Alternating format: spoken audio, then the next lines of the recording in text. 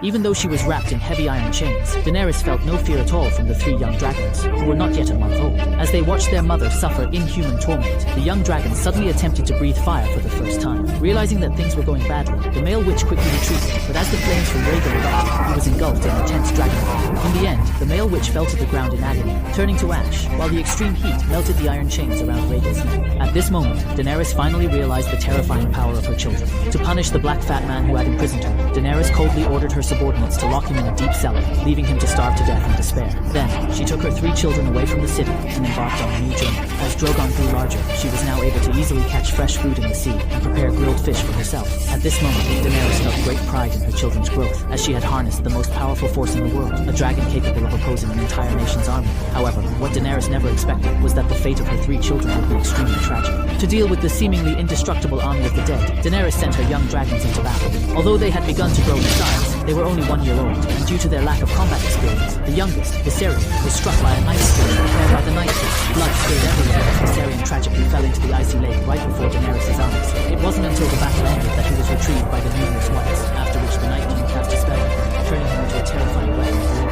However, the most tragic dragon was Daenerys' second son, Rhaegar, who, after the battle with the whites, was severely injured and struggled to recover.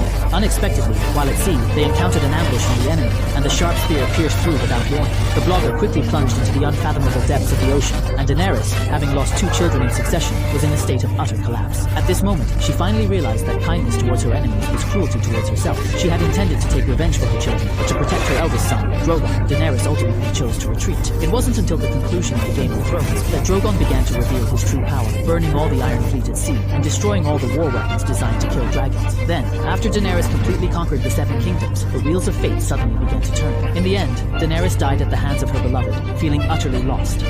However, Drogon chose not to kill Jon, as he saw that true dragon blood also flowed within Jon.